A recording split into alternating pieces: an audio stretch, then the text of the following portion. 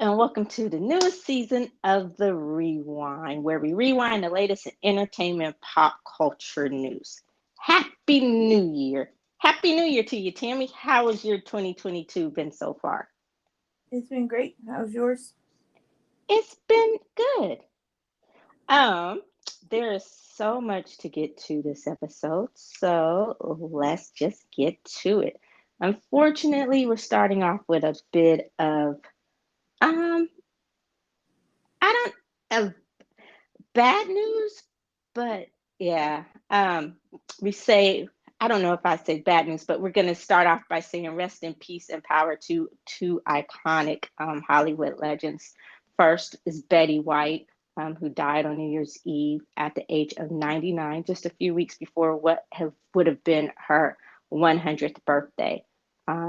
So that was kind of sad way to kick off the new year, but um, she was so beloved, and I kind of spent the day having like a Betty White marathon, looking at a bunch of old clips from talk shows. I rewatched her Saturday Night Live episode and watched a couple of episodes of The Golden Girls. What about you? I did none of that. I was really sad that she died, but I didn't watch nothing. Were you a Golden Girls fan? I was. I was. Yeah. Who was your favorite Golden Girl? I caught you off guard, huh?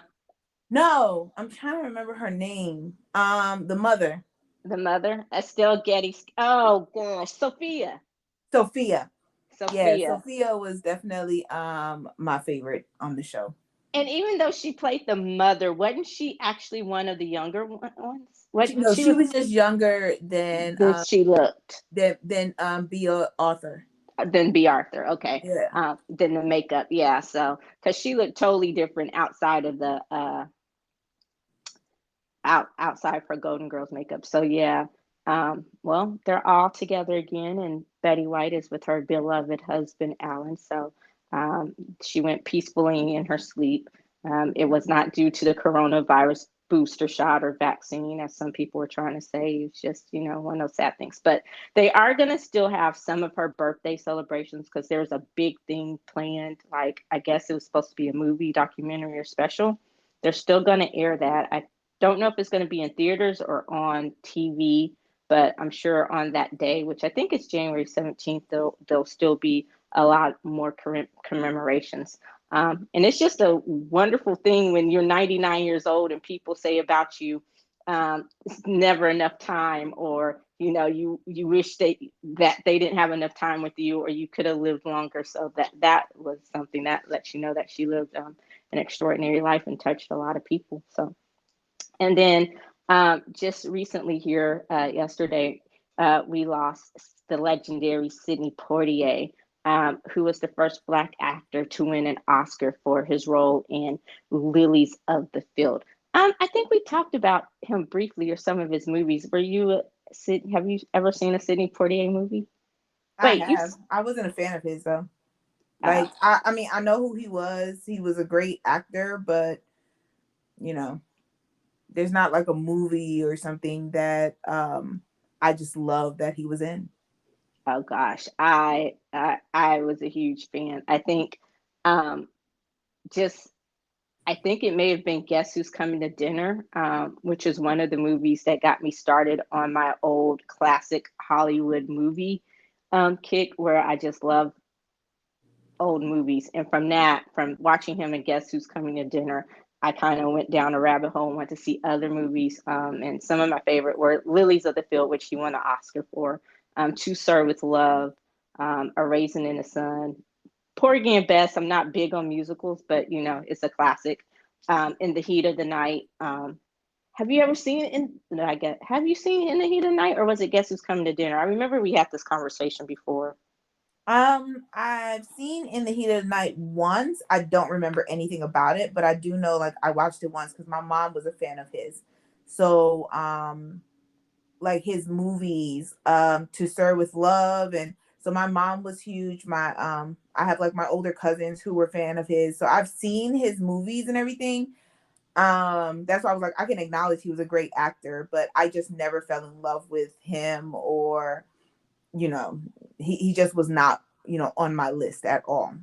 Yeah, and by the time we were growing up, I think his acting career was winding down. Like he was more um, maybe a cameo in a role. I don't know that he's done anything really major since the late '80s, early '90s. Like I say, he may have made a cameo here or there. Um, but one of his classic movies was Uptown Saturday Night. He directed it and he starred in it, and it really is a good movie. At this rate, what makes it unfortunate is that the co-star was Bill Cosby, but it is a classic. It really is a good movie, and like I said, that was before we knew what we know now about the co-star. Also, Tammy, um, I don't know how you're going to feel about this one, but I also got to send a shout out and a rest in peace to Luke Spencer from General Hospital. Um, they killed him off on General Finally, Hospital. Huh? finally. What? You weren't a Luke Spencer fan either? No, no, no. It's not that. It's that he said that he wasn't coming back. Like, they let him go into the sun, but his storyline, like he was still so connected to characters. The best move would have been just to kill him off because he was done with the soap opera world. So y'all just had him in limbo, even though so much stuff was happening with his family.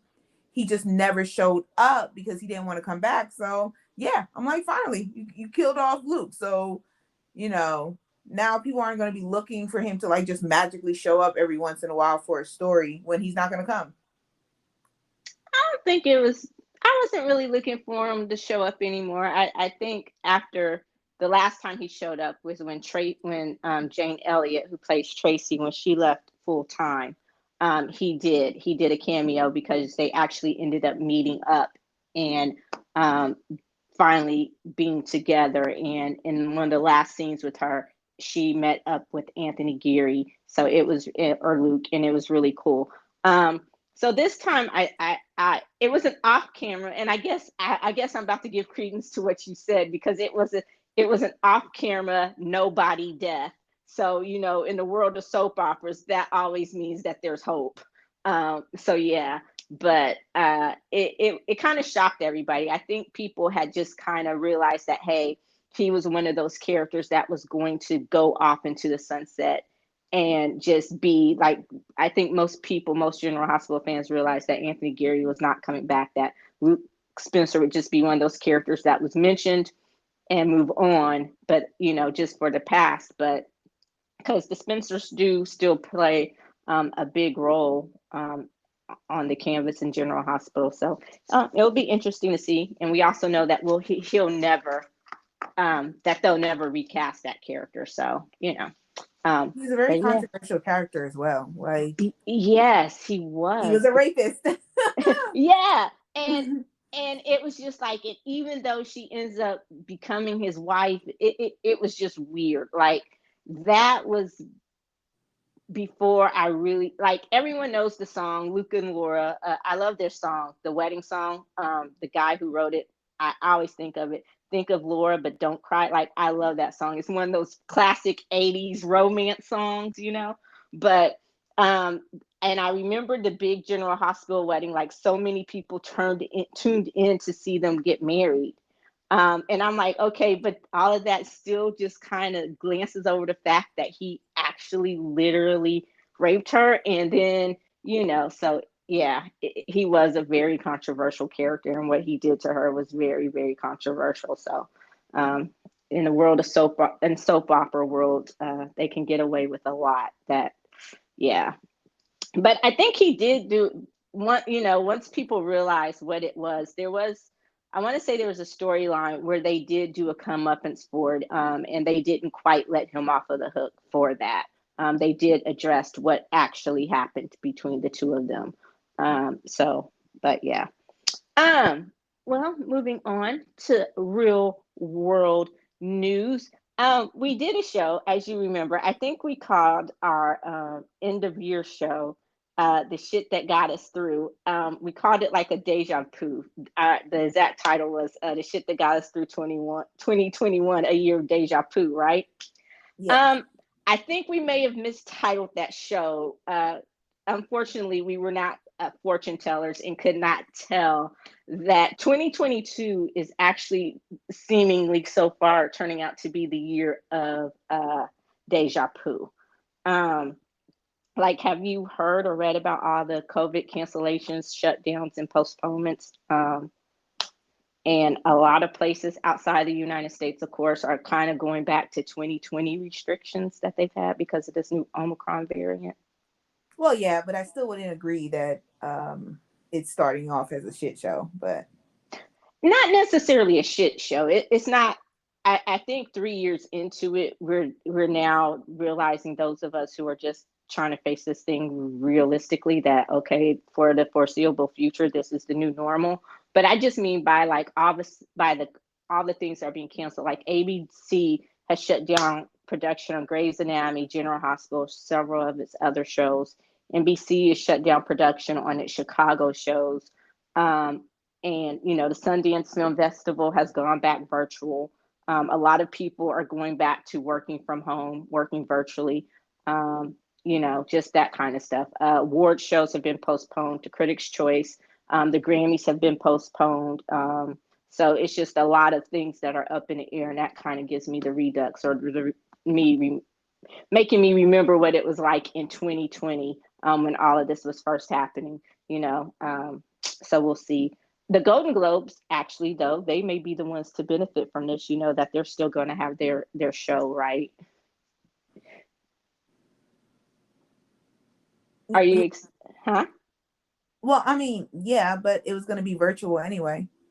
Well, yeah, but I don't even think they're not going to do it virtually now. They're not going to have an audience. No one's going to be there. They said that they're just going to announce the winners on social media. So, Well, that's because people are starting to boycott it and saying that they're not going. well, no one was going to go to the Golden Globes. I don't think they had, like, the last time I read before they started shutting stuff down. Not many people were going to go to the Golden Globes, although I was surprised they did get Snoop Dogg to read the nominations. And I'm sure people may have done something on social media, but they were saying that they still weren't completely sure. I guess they want to see how they're going to get their stuff together before people started showing up. So this may actually turn out to benefit them more than anyone. Uh, we'll see. So tomorrow, or Sunday, the 9th, they will have, I think that's when that ceremony is supposed to take place. So we will see. But the Super Bowl, which is going to be in LA, and it's, I guess, scheduled for the end of February, beginning, middle of February, somewhere in there. I forgot, since they extended the season, when that's going to be, but they're saying as of now that the Super Bowl is going to go on with a full audience, and or a full, yeah, I guess, audience, fans and all of that. So we'll see what happens with that. Um, and uh, did you hear about Novak Djokovic's tennis scandal at the Australian Open? Yeah, that they bent the rules in order to let him play. He's not well, okay, so it's a shit show. Now this has turned into a shit show, and you know how I feel about both sides, but I understand both sides of this one. The Australian Open people, they basically bent the rules and said that he could play without without being vaccinated. He got a visa to come into Australia, and he announced that he was going to play whatever, and that's on him. Cool. But then Australia, they're like, "Whoa, bruh, you can't come here and play. We have our rules." So he's basically in a hotel. He's appealing it, and they put him in a quarantine hotel, um, and to hear his appeal, because the Australian Open had given him a medical exemption. It was either medical or religious, or some type of Medical. exemption that they had given him, and so now he's sitting in the hotel. He's not there against his will. I think by the time Australia, the country, really found out or were made fully aware of the situation, they were like, he was already en route. So it was too late for him to turn around. So when he got to Australia, his visa had been revoked, and he was detained, and they were like, you can leave or you can stay, but if you stay, you're staying in like a quarantine hotel. And so that's where they are with appealing this. As um they should be. yeah, They you bent think the rules for him. They bent the rules. so you think he shouldn't play? No, they bent the rules for him. He has been publicly saying he's not getting the vaccine. You know, he's been big and bad. And they, in the, conversation, they've been saying the Australia Open needs him more than he needs them. And that's the reason why they ultimately bent the rules, because they tried to put pressure on him and he said he ain't getting no vaccine. So then they tried to figure out a way to get him in, and that's the reason why he was granted a medical exemption. There is no reason why he can't get the vaccine. It's only because he said no. And so they were like, oh, well, our pressure isn't working, and we actually need him to play in the Australian Open. So we're going to bend the rules for him and then say it's a medical exemption. They bent the rules. They lied. They bent the rules. And now you're going to suffer the consequences of doing that, because the people of Australia were extremely pissed off at the fact that they made this decision. So I'm with the people of Australia. You stand in solidarity with your fellow Aussies. Yep, because When we they're gotta, right. They're when we right. gotta, they are. Yeah, they are.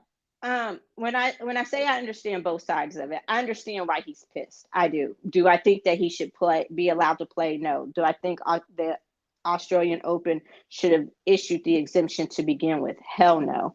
Um, so it kind of goes like here, because all of a sudden Brooklyn, they're starting to get hurt, and Rona is starting to rip through the NBA and other sports leagues and the NFL like crazy, just like the rest of society. Kyrie Irving is making his comeback, and I'm like, well, where the hell is he going to be able to play? And so it's like, you took this stance, but now all of a sudden, because you need him and your superstars are tired or whatever, you're going to give in and bend the rules for him. And he plays in a city like California that has some of the toughest mandates and vaccine restrictions. So you're going to have a person who can't even play in your home games. So it's just weird to me. But yeah. So when I say I understand both sides, I understand why he's pissed. I do. I get that. Because he went to Australia under the expectation of playing, and did not expect to have this shit show. So in this case, it's not his fault, because he's been who he was the whole time. He didn't lie, huh? I disagree, but go ahead. Continue. Finish your thought. In this case, he didn't lie about having the vaccine. He didn't try to get a fake vaccine card. He never said that he was going to take the vaccine. He went believing that, hey, they know who I am, they know where I stand on this, and they gave me this medical exemption so that I could play. So in this instance, as far as the Australian Open and what he went there believing, he was not wrong. Now his refusal and vaccine hesitancy and all that's a whole different story. I That's disagree. okay. Why? um, and the reason why is because the Australian Open gave you permission, but you knew the laws and the rules of Australia. Now, the fact that you are not logical or smart enough to realize that another issue was going to come up just because the event told you you can play, that you were going to a country with very, very restrictive rules when it came to COVID and the vaccine, that's on him. That he thought that just because the Australian Open said that he could play, the association said that he could play, that everything was fine and dandy, got on the plane, and none of his people actually checked to make sure that he would be able to enter the country. There's a difference between you be getting approved by the event and getting approved by the country, or by the I think the Providence, or I forgot what they call it in Australia, since they break it up into like 5 parts. That you would be allowed to enter into that area, especially seeing as how his people, his PR people, are horrible. Because as soon as the decision was made public, the people in that area where the event is happening went crazy, absolutely crazy. So for you to think that there weren't going to be more issues, that's on you and your people. That you thought just because the event told you that everything was good, that you was good to play. Like, no, you weren't. So, no, he wasn't treated unfairly. It's not their fault that your people didn't research it enough to understand that that was in the last hurdle that you were going to have to jump over in order to actually play in the Australian Open. That's just my opinion. Well, see, here's the thing. He initially he had a visa. And then by the time and when this came out, like, and I agree with you, sometimes you just need to shut the fuck up. Like sometimes people talk too much. And this was a case of that. But he had a visa. When he left Serbia, his visa, he everything was clear. Once the announcement was made, that's when shit hit the fan. And by the time he landed in Australia, his visa had been revoked. So my thing is, who was the visa obtained through the Australian Open? And did how was the visa issued? Like, and to me, I'm thinking, was it obtained through the Australian Open and they worked their witchcraft, magicry, lying, or So he initially did have an okay visa, like he initially had permission, and then I guess when Australia realized what was going on or the backlash or whatever, it was canceled by the time he landed. So that's when they said, hey, we can put you on the next plane, you can turn around and go back home, or you can stay, or you can appeal it. If you appeal it, you're keeping your ass in this COVID hotel, in quarantine. And they also put another female tennis player in quarantine too, because she's not vaccinated, or into the COVID hotel because she's not vaccinated. So I don't know if she's going to try to go through the same appeals process, see how his turns out, or what happens. But, so like I said, from that standpoint, I understand why you and your people were upset. Now, everything else, like, I don't know why you would want to try to. I'm with Rafael Nadal, who was like, hey, he knows the rules. He should have just gotten the vaccine to begin with, Or um, not play. Just or just not play. say you're not going to play. Like, just let it go, because you said they didn't you didn't need them. So if you don't need them, then stay your behind in your country. But now, they're saying his lawyer is saying that he already had the Rona in December. So I guess now he has those magical antibodies. But I guess you haven't heard people are catching it over again, even if they've had it before, you can get it again. So you know what, yeah. But we'll like I said, I guess we can file that one in our to be continued and see what happens, how that ends up working out for him. And of course, they do want him to play because he's the world's number one. He's ranked number one in the world, and he is a fairly popular player. He was more popular before this came out, but he's always been a little controversial. We'll see, but we'll see what happens. Speaking of idiots, did you hear about what the mayor of New York City said What did he say? about the unskilled workers, or people who work in fast food restaurants and customer service jobs, how they're not so bright? He just said that they don't have the academics. But that's not necessarily true. Okay. Like, you've never had a job that wasn't like that was in customer service or fast food, like. Yeah. So did that mean that you weren't smart? No. Okay. I mean, some people I mean, and that's the thing. I think in some ways we're kind of elitist and we tend to look down on people in those jobs. Some people just don't go to college and they work their way up, and there's nothing wrong with that. And then some of the people are working their way through school and having those jobs. So I think what he said was kind of elitist, and it dismissed a whole lot of people, because again, without those people, someone's got to work the jobs.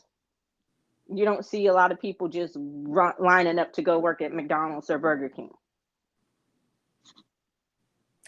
So I'm like devil's advocate. Okay. Because I get why people are upset. I definitely do. Uh-huh. I do. But at the same time, I think a thought that came into my head was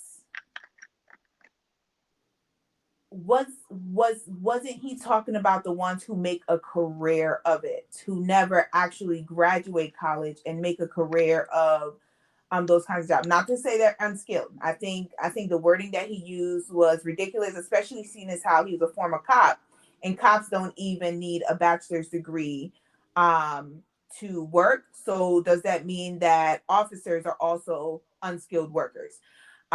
So that is a thought that somebody should present to him, seeing as how a bachelor's degree is not required in order to become a police officer.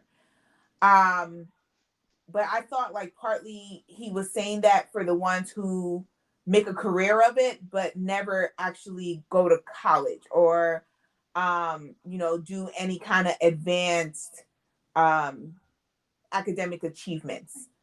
I guess. Like I understand why people are upset, but that's also a thought that came into my head, along with the whole police officer thing. Multiple thoughts came in, but that was one of the thoughts that I had, that he wasn't necessarily talking about the ones who work their way through college to get their degree, but the ones who just never end up going to college whatsoever. Like that is where they are, and that's where they're going to continue to be. Okay, and I get that, and I understand what you're saying. And there are some people who do lack the drive and the ambition to go further. It's like once you get this job, that is it, nothing else. But going back to your cop analogy, and a lot of people, they get those jobs and they work up. They work their way up through the company. Someone might start off at Subway, the lettuce person, and then get to cashier, then become, a few years later, assistant manager, manager. Then, they might work their way up to having a Subway, their own Subway, or go to corporate or whatever. So I understand that. The ones who just are happy with staying on fries for 20 years. I've been at McDonald's and I've been the fry guy for 20 years. That's just a lack of ambition. That's something else. But what about, and going back to your cop analogy, what about the person who becomes a cop and they're that same beat cop for 20 or 30 years? They don't try to work their way up to through the department. They're always going to be an officer. They don't ever try to take the lieutenant's exam, the detective's exam, or anything like that. So wouldn't that be like the same thing? Are we thinking, going back to your thing about them being unskilled or not needing a bachelor's degree, not having the academics, would that make them any less of a cop? But that's what I'm saying, because a lot of people, and I'm one of those people who feels that there should be more requirements for a cop. They do 6 weeks of training at the academy, and if they just pass, the physical test and the written exam, they're a police officer. There's no other real requirements for a cop. They don't go through intensive training to become a police officer. So that's why I was just like, I see like different sides to it. Like I can kind of understand what he's saying about not necessarily unskilled, because I disagree on that word that he used, unskilled, because it takes a lot of skill to work in a restaurant, to have to deal with nonsense, because some people feel that it is their right as customers to just disrespect people who work in service. Um, so I definitely get that. But that's why I brought up the police thing, because if he's talking about unskilled workers who don't have any academic ambition to go further and who aren't trying to work their way through college, yeah, those would be police officers and firefighters and the people who also serve the community. So that's why I was like, it's a double-edged sword, and he used the wrong words, and I'm sure he's like, eating his words now. Yeah. He said something else controversial before he'd even been sworn in. I'm like, oh, Eric Adams, you're not off to a great start as the mayor of New York City. But He was um, a New York cop. you're like, he was a New York cop. No, I well, I'm sorry. Go ahead. No, go ahead. No, I'm like, being from that area, you're a New York cop. They have a certain, most of them have a certain mindset. I won't say all of them, of course, because, it's not all of them, but most of them have a certain mindset. I am sure when things happen, he makes excuses for, you know, because you got the blue wall. The blue wall is still in place, y'all. So yeah, so certain things that he says, yeah, you know, you're the mayor, but also you got a cop mindset. So I'm sure this is not the last time that he's going to put his foot in his mouth. Yeah. And speaking of that, I was just going to say, you just brought up something else. Um, his he appointed his brother as the deputy police commissioner, but the one that I wanted to say was I can't pronounce her name, Keechant Sul. Um, I don't know if I said her first name correctly, but she is the first female and a Black female police commissioner for New York City. So shout out to her, congratulations to her. See what she does in that job, and you know, if she's able to institute some reforms to one of the toughest police forces and sometimes most controversial police forces in the country, and the largest. And I was going to defer to you as my resident East Coaster here, you know. But now we're switching gears to your current home state of Texas, and I'm going to need you to get your Senator Ted Cruz and tell him to have several seats. Like, how much do I have to pay you to run for Senate? Pay who? You. Why? You're smarter than me. I don't want the job. You're Oh. more. I think you would be better. You would be more diplomatic in a job. No, I wouldn't. I'm an asshole. Who said that? I do. Oh, I was gonna say I'm gonna beat up the person who said that. Don't be talking about my Tammy like that. You can't beat up Tammy for saying that about Tammy. But like, what the fuck is wrong with him? Like, dude, you're. I don't agree with his politics. That's one thing. Okay, so we were never gonna agree with that at all. Never. But how do you not have a backbone, a spine, any fucking self like what I'm Who yeah. in the Senate does? In the Senate as a whole or Yeah, Republican who in the Senate Senate or does? having a Out of the back Republicans, because I can name some Democrats, but out of the Republicans, and the only reason why we can name Democrats that have backbone is because of where their stance are on a lot of issues. I think that if the whole Democratic Party was way, way, way left and they didn't agree, I think we would see some that would be flip-flopping as well. But they're mainly on the same page when it comes to the thoughts of what they need to do for the country. So who out of the Republican senators have a backbone? mm, mm. Exactly. So he's just going on the course and the path that all the rest of them are. Ted Cruz But ain't no different from the rest of the members of the Republican senators. He's no no, different. he is no different. Politically, he is no different. And I get that. I don't expect much from them because to me, before like growing up, I've never that's never been my political affiliation or my political party. I would at least try to listen to what they have to say to see where they were coming from. And I could say, okay, I disagree with this, but I can understand a little bit. It's like they had something besides divisiveness. They've been who they are, and the politics I've never agreed on. But now it's like you don't even have the politics on your side. All you want to do is, I don't even know what you want to do. Like, I don't even know what they fucking stand for anymore. But to me, the thing is about what he did this week. First, you start off by calling January 6th what it was, as we mark the first year anniversary of that day. He called it what it was. He was honest about it for maybe the second time since it's happened. Okay. I guess he felt that wave, a little bit of nostalgia or patriotism or whatever bit him in the ass. Then he gets called out by Tucker Carlson. Okay. Then he goes on the show and he basically lets Tucker bitch beat him, beat him down, just like bitch slap him over and over again with his own dick, like in his. It was horrible. And so I'm like, okay, you let someone call, you won't defend your wife, you won't defend your kids, you won't defend your father, you won't defend yourself. How the hell can I expect you to defend the state of Texas? And I guess we know he won't do that because as soon as it got We can't even say when it got too hot. When it got too fucking cold, he took his ass to Cancun. So, again, how much do I have to pay you to run against him? But he's no different. They've all done it. They've all gone back on the words that they have said. That's why I'm just like, Ted Cruz ain't no different. Like I don't have more anger for Ted Cruz and more shame for Ted Cruz than any of the other Republican senators. Because at other points, they've also gone on Fox News and apologized for things that they've said when it was the truth, but then they got a lot of backlash from their party, and then all of a sudden they flip-flopped on their stance. Ted Cruz ain't no different. It's just that he happens to be from the state that we live in, but he ain't no different. So like when that whole thing happened, I was just like, oh, okay, that makes sense. But It makes it, sense. it does. And I guess it's not so much that. And you're right. I guess I do take it a little bit more personally because he is from Texas.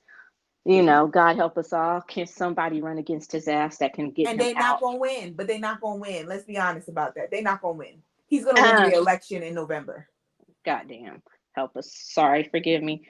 Um, so I guess that I do feel a little bit more personally about because he is from Texas, but I'm just talking about as a man, as a human being. Like, dude, even Mitt Romney, you ain't gonna talk about Mrs. Romney like that. Like, You don't know. You don't know. he You stood up for his people. nope. You don't know. You I don't I know don't because think Mitt so. Romney has bowed down as well many He times. he has bowed down on the politics. I'm talking about the personal. Like, come on now. It's just it's where you draw a line. The politics, it's like it's business and it's personal. And the you gonna do what you do politically, but that's what I'm saying. It's like you can't even stand up for your fucking family, dude. Like, yeah, he just gets worse and worse. Like, I understand. And it doesn't help that his daughter just basically came out and said she does not agree with any of his politics, but we'll see. Okay.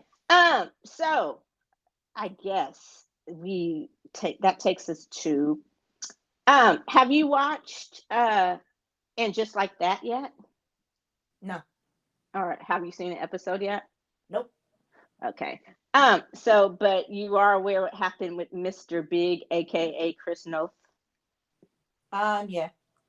Yeah. So that has been a big deal. And he was on the Equalizer. Did you ever watch the Equalizer or get into it? I can't remember. I couldn't get into it. You I can't watched get half in. an episode and it bored the heck out of me, so I turned it off. And I feel so bad about that because like I'm a huge Queen Latifah fan, but I just couldn't get into the show. And you know what I'm gonna say? It gets better. It does. It You it always does. say that. I know. And because I give stuff more of a chance than you do. Yeah, but You're like, you're also more forgiving of the boring parts. Like if you can't catch me, I don't care who you are starring on the show. I'm not watching it. So you're it, like you're the TikTok. You sure you're not from the TikTok generation? Like you get 20 minutes of my time, and if I happen to catch you on a bad night, dude, that is it forever. yep, you shut down. Oh, what am I gonna do with you? Okay. Well, it does get better if you ever want to take my word for it. But so he was kicked off the Equalizer after it was uh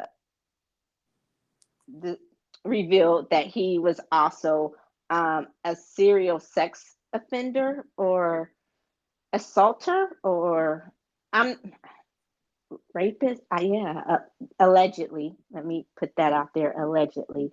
Um, were you surprised by the allegations? Yes. I have to admit, I kind of was too. And they date back a while, like back to the height of the beginning of his big time fame, Sex in the City, and Law and Order, and just the stuff. I didn't hear too much about his behavior on Sex in the City. Initially, um, but then when it came to the stuff that I read about happened like especially when he was on Law and Order, and from then on, and allegations date back to when as recently as 2017, 2018, somewhere in there. So it'll just be interesting. But he was written off of the Equalizer. He was supposed to make, I guess, a cameo comeback or somehow some type of way on just like that, like the finale. They cut all his scenes from the finale. He lost his Peloton deal. Um, just a lot of stuff has been happening with that. So I guess we'll put that into be continued to see how that's going to play out as well. But I have to admit that was kind of surprising, and I don't know if it's one of those cases where you don't want to believe it because it was Mr. Big, but Mr. Big is an ass. He was an asshole in the Sex in the City. Like He was. I don't know why, I don't know what it says about us, or maybe it was the time that we could romanticize him. And I think we talked about before, but going back and watching some of that, it was like that was a highly problematic, toxic relationship, and he was a very, very big part of it. So maybe sometimes life it does imitate art, or art imitates life. And are you a Trey Songz fan? No. No, neither am I. I'm not a big Trey Songz fan, but it seems like people are Why are starting we talking about him? because it's making the news. It's like he. It seems like he's the new R. Kelly. Like, and Keke Palmer said it a while back that he was sketchy as hell, that he was a sex offender, and she put all of it out, and no one wanted to believe her. And over the years, this was 2017 when she first made these allegations, and people were just dogging her. And then slowly but surely, ever since then, it's been trickling out about how he is probably the next R. Kelly in the sense of how he treats women and how he's treated women. A basketball player, Dylan Gonzalez, has just accused him of rape. I read last year about several allegations pending against him for sexual assault. One of the IG women, I don't want to call her Instagram hoe, but you know, I she knows she went on and she sleeps with that's what she is. Okay. I can't think of another term, a politically correct term to say right now, but that's who she is. She is an Instagram model who sleeps with basketball players, movie stars, musicians. That's what she does. She knows who she is. She gave a whole interview on a podcast last year spilling all the tea, and she says, yeah, and she said, but something is wrong with him. She knows it to an extent what she signed up for. But even when she said no, he still took it too far. Like there was some shit she just did not consent to. And he still took it too far. So she was just like, and I was just like, oh, okay. So I guess we have to watch out to see what happens with Trey Songz and if this I is going to really be. won't, because I couldn't care less about that man. I could care less too. Well, it's news. And that's what we're here to do, report the news. Okay. There's just certain things that I'm just like, It's, that could be a yeah. side conversation, but I got no opinion about it. He's an asshole. He's a sex offender. All right. I Yeah. don't listen to his music now, so I guess I ain't never listened to his music again. Yeah, I'm not, like I said, and when I read it, I'm like, because he's always, I don't know, I've never just really been a big fan of his. Like, if he's featured on a song or something that I like, I'm like, oh, okay. But have I ever listened to a complete Trey Songz album from beginning to end, or just felt like I had to go get the new Trey Songz? No. Or listen to the new Trey Songz single where he's not featuring anyone that I like? No. So it was just like, but this was just like, I guess my question is, for him to be as popular as he is, and I was talking about with someone earlier, where does this sense of entitlement come from? Is it because he's rich? And Yes. And he's as popular as he is. And we are living in a forgiving society when you are cute and sexy.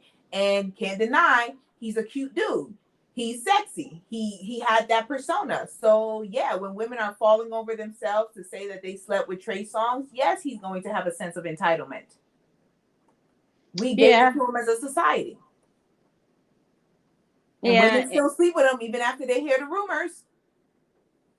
yeah, you're right about that. You can't deny that. And even if you don't, and I guess it's a case of kind of like you don't believe it's true until it happens to you. And I'm not saying anyone deserves to have that happen to them. And I'm not saying if you still sleep with him after that, you deserve to have it happen to you.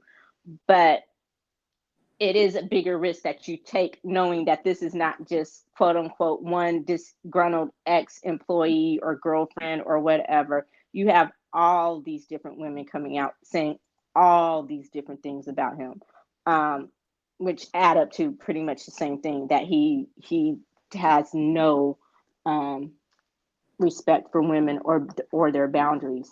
Um, and it doesn't have anything to do with. I guess it's about the power trip or the ego trip or no one being able to tell you no. Because, of course, you can go out and find people who will do what you want them to do, no matter how perverse it is. You don't have to force someone to do it, especially, like you said, with you being rich, cute, quote unquote, sexy, and somebody wanting to add it to their clout memo that they slept with Trey Songz, if they think that's what it's going to get them. All right, the last one before we head out. Did you see the list of the 50 most anticipated movies? That's the last one. Did you have anything else? Yeah, I saw the list. Is there anyone that stood out to you? On the list Yeah, of movies? yeah. Um, Anything you're excited about? no, because we don't know if they're really gonna come out when they're coming out. So I'll wait until it gets closer to the date, and then I'll increase my excitement. Yeah, because they pushed Morbius. When we were talking about postponements and things being pushed back, I did not mention Morbius. It got pushed back till April. So I'm guessing maybe this wave will be done when flu season is done. But coronavirus and the flu seem to be mating, and now they've given birth to something called flu Rona. So, you never know. But yeah, I'm excited about Thor. There's a lot of good stuff coming out. Um, so I guess I will try to temper some of my excitement. But the 355 was released, so and movie theaters don't seem to be trying to shut down, at least not here, because this is America and we don't do that. But I am excited for that one, so I can take it from there and see what else. The one that I'm least excited for is Jackass Forever. Have you ever watched any of the Jackasses? Did you watch Jackass TV show? Mm-hmm. Did you like it? No. Oh. It's not my type, but I can understand why it's popular. Yeah, I don't understand either. That was something that bored me. Like, I could never get through it. And I'm like, nah, I'm good. This is what y'all are watching. Why? And I've never turned it back on It's again funny. or had or People had laugh at any. other people getting hurt. It's funny. It's hilarious, but it's just not my type of thing that entertains me. I'm not entertained by it, but I can understand why people continue to watch it and laugh their behinds off in theaters every time another Jackass movie comes out. I can't. Uh, so, but we'll see. There was a lot on the list that I was excited for. The Batman. Now, and we all know I have been hard on the Batman. I have, but the trailers that have been coming out lately, they have made me more interested to see the movie. Of course, I was going to see it anyway, but it's made me think, okay, maybe this is not as bad as I think. Like, I'm willing to give it more of a chance. So I'm opening my mind up to Batman and what it could be and what it has to offer. So I'm getting more excited about that. We will see. Now, that's all that I have. What do you have for us this week, Tammy? Jay Park has stepped down from both of the companies that he started, one in 2013, one in 2017, Higher Music and AOMG. And I think he had a really, really phenomenal way of stepping down. He came out with like his last song, and he's been talking about retiring from doing music for a while. From doing music, he's been talking about how he's ready to retire from doing music and just being behind the scenes. But I was very, very shocked when it was announced that in addition to him retiring from music, he is also stepping down from his companies. He still is going to like be consulted on decisions that are made, and I don't think they've necessarily announced who they've chosen to be in the position, um but yeah, so I just wish him luck in all his endeavors, and yeah, I'm still excited to see what the companies continue to put out there, because he's done a phenomenal job of growing two successful musical labels in a very, very tough business, and being a very well-known name in the business. So Yeah, and in a tough market because and that was actually on my list. I don't know why I didn't put it on there, but yeah, I was shocked as shit. I knew the musical retirement was coming, but when I saw that, like when it came through across my phone, and at first I'm like, when I saw it, I'm like, this is bullshit. Like, what is this? Like, I was like, no. And then I went to Twitter, and I'm like, okay, Twitter, this is bullshit. And then I actually went to the internet, and then I think one of the first ones that came up was one of the tabloids there. I'm like, no, this is bullshit still. And so I did a little bit more research. Then it started coming up on like Rolling Stone and Billboard, and I'm like, oh fuck. And I was just like, why? And then the next thing, I was holding my breath. I'm like, please don't let this be scandal related. Please don't let this be scandal related. And so I'm with you. Like the music, him as an artist, I was expecting. Um, but him as the CEO, that was like that came out of left field, and I'm like, oh shit.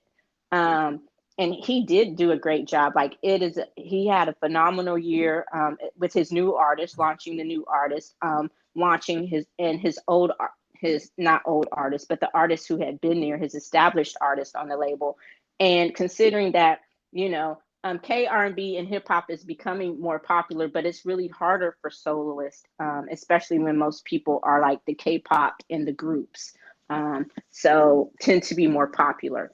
But yeah, I was really surprised. So I look forward to seeing who takes over. I wonder if Cha Cha, because I think AMOG, or is it higher? Higher Music is run by Jay Park and Cha Cha Malone. Cha Cha Okay, Malone is still going to be in that position because he helped found it. But it hasn't been announced if he's going to be the and to new be the C. CEO. Yeah. So I was wondering, I was like, okay, is he still just going to be like the head producer, or is he going to take over at full time as CEO with hire? And then, or if they're going to like, and that's what I've been wondering, like, are they going to split the two roles, have a CEO for hire, have a CEO for AMOG, or is it just going to be one for both, like he did?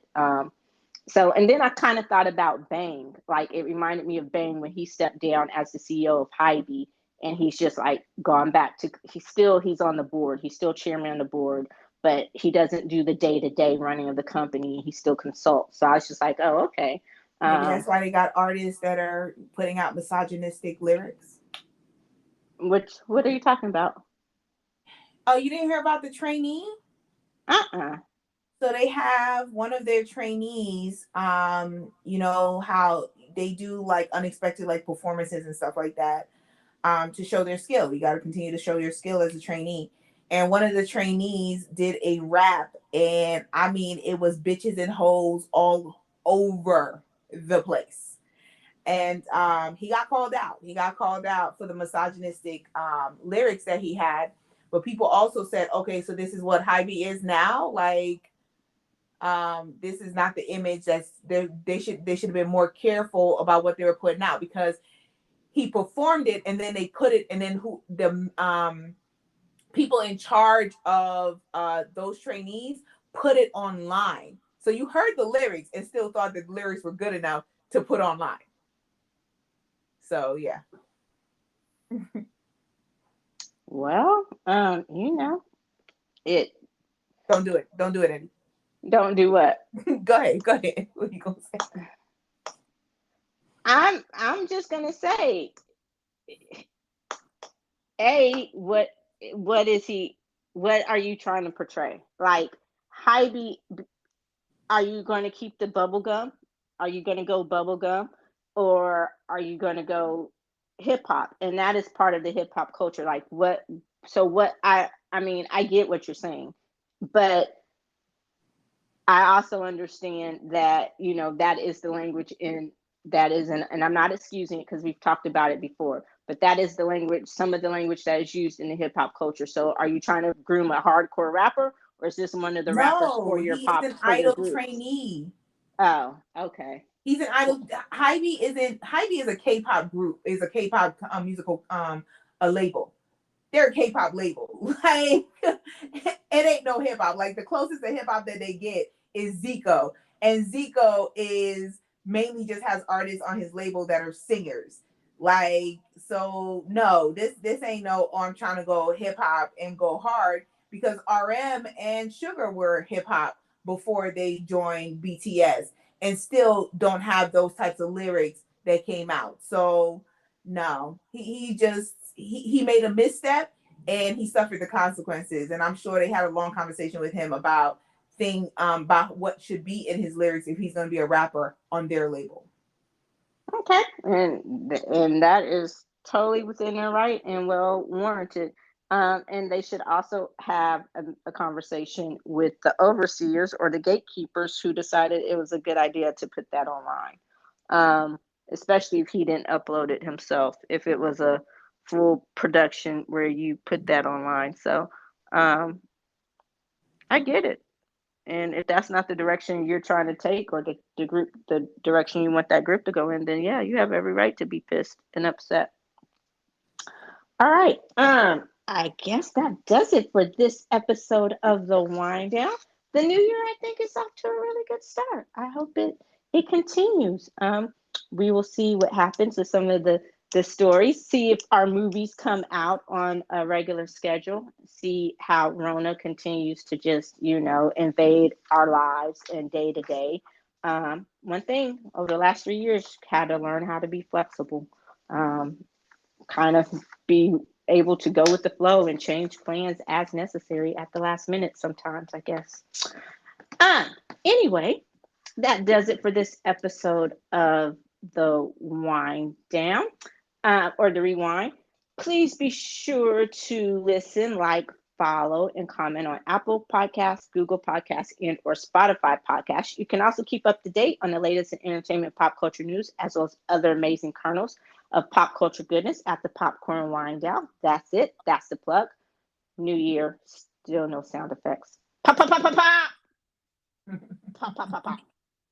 Thank you as always. Until next time, I'm Eddie. And I'm Tammy. Bye. Peace.